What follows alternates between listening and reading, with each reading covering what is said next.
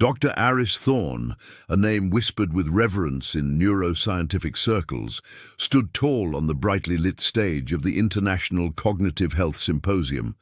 His voice, usually a smooth baritone, boomed with an almost theatrical certainty as he addressed the audience. "Creatine for the brain," he scoffed, a dismissive wave of his hand sweeping across the air. "Let's call it what it is. Folks, pseudoscience, another miracle pill peddled to those with lazy minds, hoping for a shortcut to intellectual prowess." A ripple of polite, nervous laughter spread through the room. He paused, a practiced smile playing on his lips, before turning his gaze to a young researcher who had just finished presenting a preliminary study on creatine's potential cognitive benefits. The junior scientist, visibly nervous, stammered a response, but Dr. Thorne cut him off with a condescending chuckle. "My dear boy," he purred, "the brain is not a muscle you can simply bulk up with supplements. True intelligence requires rigor, dedication, and years of tireless study, not some glorified protein shake." More laughter, this time louder, more confident, as the audience seemed to align with the celebrated Dr. Thorne. The young researcher's face flushed red, and he retreated to his seat, shoulders slumped. I watched from the back, a quiet observer among the throng of scientists and medical professionals. My jaw tightened, a subtle, almost imperceptible clenching that only I could feel. My hands, resting on the worn leather of my briefcase, balled into fists for a fleeting moment. Dr. Thorne, with his impeccable suit and unshakable confidence, was a Goliath in our field, his pronouncements often taken as gospel. His words stung, not just for the young presenter, but for countless others who, like me, were daring to explore unconventional paths in neuroscience. He dismissed our work with a single, arrogant flick of his wrist. Little did he know, his own cognitive decline was already subtly at play, a silent erosion beneath the surface of his outward brilliance. He was so busy building his empire of conventional wisdom that he couldn't see the cracks forming in his own foundation. The irony of his lazy mind's comment was almost too much to bear. In my briefcase, nestled among my notes and a half-eaten granola bar, lay a sealed envelope. It wasn't just any document, it was a confidential report, thick with data and analyses that could change everything. It contained findings that challenged not only Dr. Thorne's public statements, but also the very bedrock of some of his most celebrated theories. This envelope held the power to redraw the lines of scientific understanding, to expose the truth about creatine's profound impact on the brain, and perhaps to finally bring down the titan of neuroscience who so readily dismissed anything that didn't fit his established narrative. The scientific community, so quick to applaud his every word, was about to be shaken to its core. Before we continue with this story, make sure to subscribe to the channel and tell us where you're watching from in the comments below. Your support helps us bring more untold stories from the world of science to light.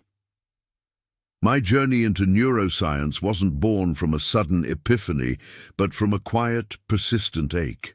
It began years ago, watching my grandmother slowly lose herself to Alzheimer's, her memories fading like old photographs. That experience etched a deep resolve within me to understand the brain, to fight back against the diseases that steal minds. It wasn't about fame or accolades.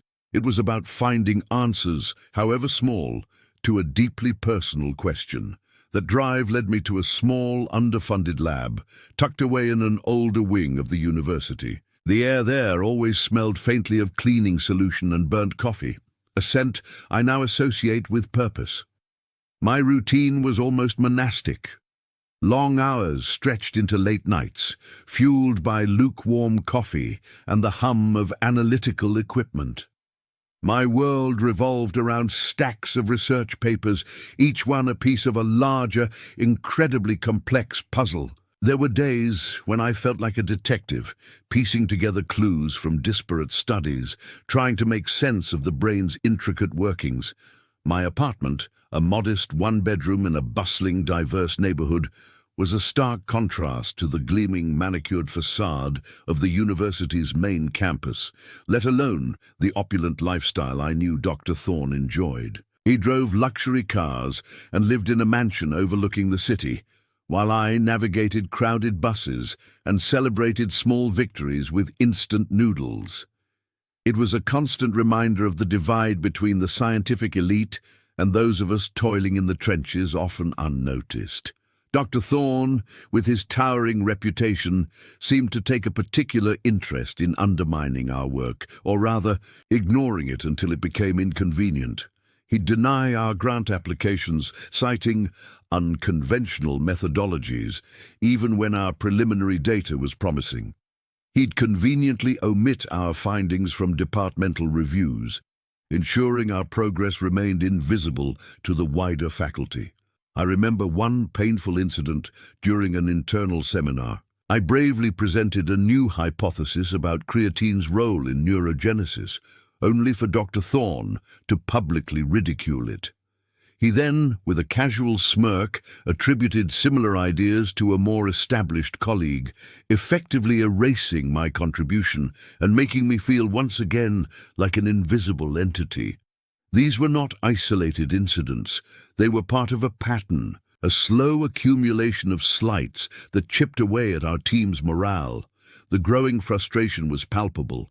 We were doing good science, important science, but it felt like we were constantly running into a brick wall. Dr. Thorne had a way of making you feel small, insignificant. He'd mispronounce my name consistently, despite countless corrections, or dismiss my questions during Q&A sessions with a wave of his hand, as if my thoughts were not worth considering. These small acts of professional disrespect gnawed at our motivation, eroding our belief in the integrity of the scientific establishment itself. There were moments, dark moments, when I doubted everything. Was my passion for unconventional research misguided? Was I chasing a phantom? I almost abandoned my creatine studies, almost gave in to the pressure to conform, to pursue safer, more conventional research paths. But then I'd remember my grandmother, and the quiet ache would return, pushing me forward. That quiet ache, that memory of my grandmother, was the fuel that kept me going through those discouraging times. It pushed me and my small team to work harder, to dig deeper. We continued our relentless experimentation, refining our methods, cross-referencing every result. We sought out a small, trusted network of international researchers, scientists who, like us, were open to challenging established paradigms. We shared our preliminary data, received their critical feedback, and incorporated their insights. This collaborative environment, a stark contrast to the closed-off world Dr. Thorne inhabited, was invaluable. Slowly, painstakingly, we began to replicate and strengthen our initial findings. The evidence became undeniable. Creatine had a profound positive impact on neurogenesis, the birth of new brain cells, and synaptic plasticity, the brain's ability to reorganize itself by forming new synaptic connections. But more than just confirming our initial hypotheses, our work led to a critical discovery.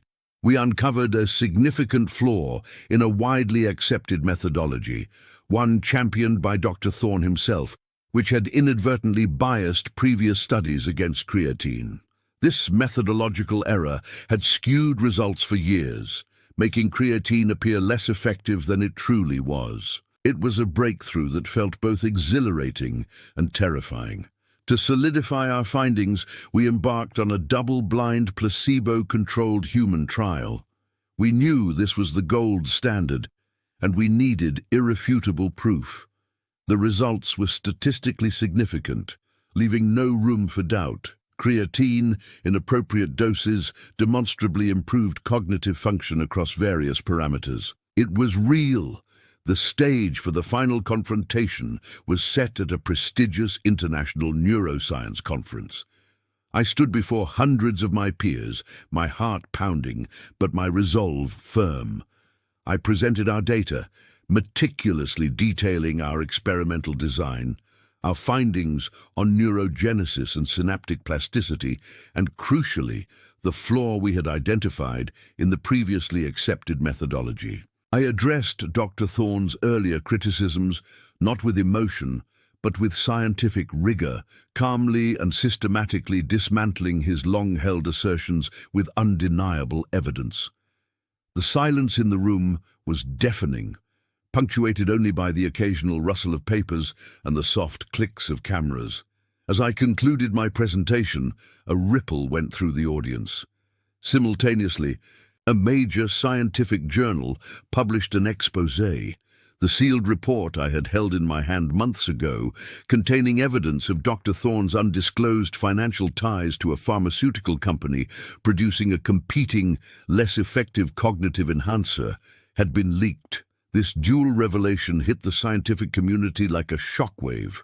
Dr. Thorne, once an untouchable figure, was publicly disgraced. The evidence was overwhelming.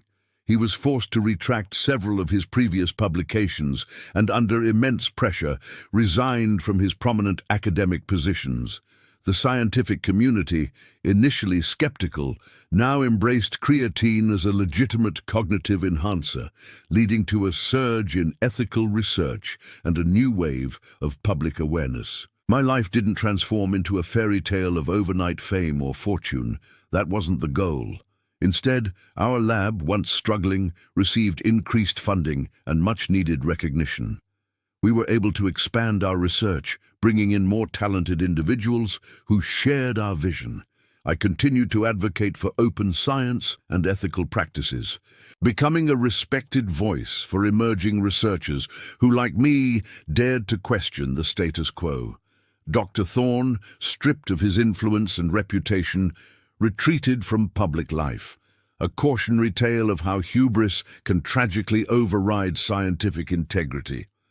Sometimes, the most profound truths are found not in grand pronouncements, but in the quiet, persistent pursuit of evidence, even when facing the loudest of skeptics.